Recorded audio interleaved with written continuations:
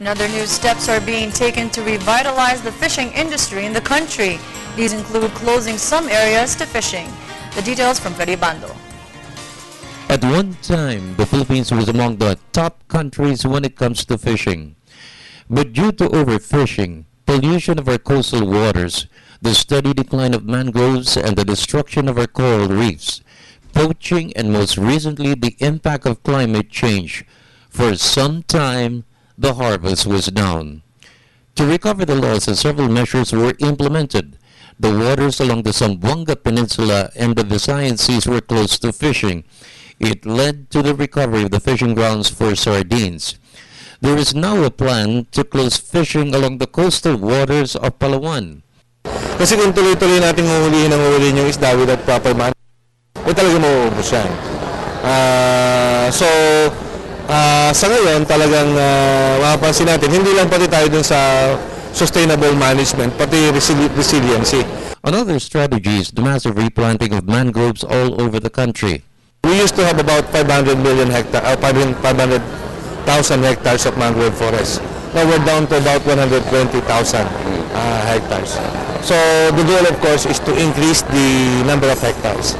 Kaya meron tayong nilaunch natin yung Philippine Aquaculture Program, kung saan a prerequisite for you to be able to conduct aquaculture in the mangrove area is to plant mangroves. So instead of cutting the mangroves, you have to plant mangrove. Kaya meron tayo ngayong kampanya at programa kung saan we are planning to plant at least 100 million mangrove trees.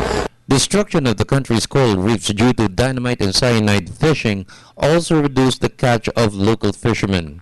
So, ang tutok ng Bureau dyan, pigilan talaga yung panirang paggamit ng mga putok. Halimbawa, dun tayo nakatutok dyan, tsaka yung pagkukuha mismo ng corals.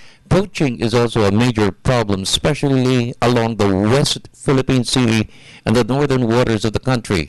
For the long term, the impact of climate as temperatures rise, waters along the coastal areas of the country will be warmer in the future.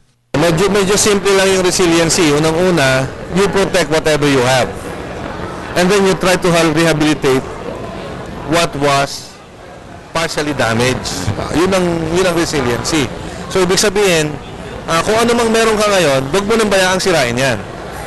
And then, yung medyo nasira, i-rehabilitate mo yon. So, doon yun ang trust ng gobyerno. Pangatlo, you integrate, halimbawa, yung mga interventions that will increase the yield. Example, yung close season. Yung close season, kaya maganda yung close season. What it does is, step backward ka, pero 5 step ka forward.